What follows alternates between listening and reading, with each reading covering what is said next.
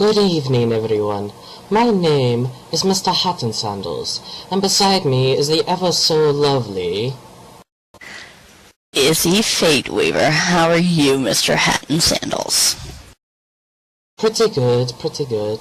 Would you like to start this recap off for us? Sure. Last time on DNA, the show started with Maven Gothley taking on the true survivor, Timothy Knight. Both men would circle around and start out strong. Timothy would assault Maven by tossing him into a corner, and then running at Maven and doing a corner splash, followed by a monkey flip.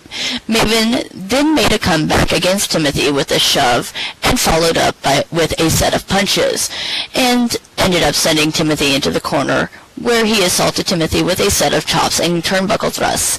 In the end, Maven finished Timothy off with a welder's flash, and getting a pin for the 3.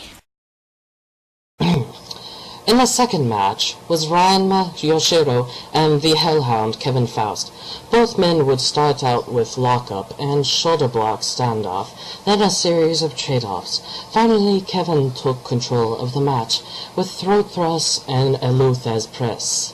Following this, Kevin sent Ranma into the corner and began smashing Ranma's face into the corner post. Ranma made a comeback attempt with a big boot followed by a swinging neckbreaker.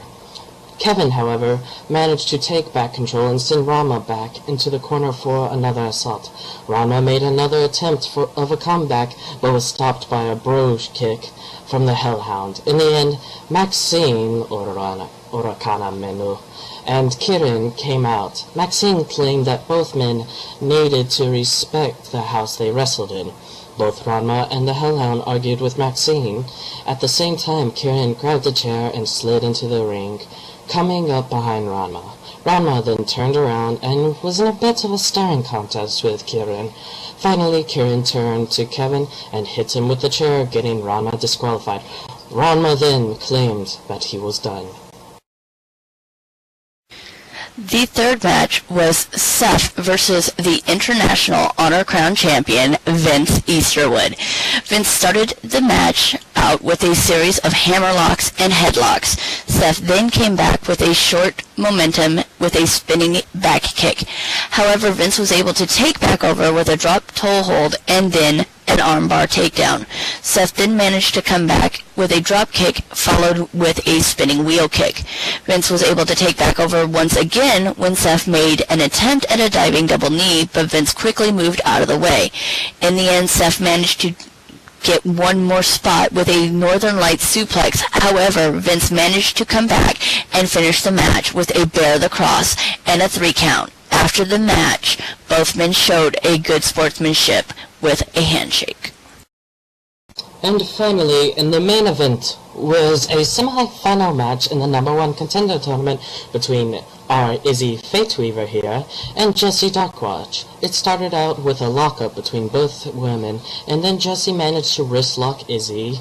Izzy, however, managed to get out of it with a wrenching wrist lock and then a hammer lock, but it really wasn't enough to stop Jessie. After a small assault from Jessie, Izzy took back over the match and started on her own assault on Jessie with a neck wrench and some strikes to the throat. Jessie managed to get out of the neck wrench and pull Izzy in a figure 4 lock, but Izzy managed to get out of it.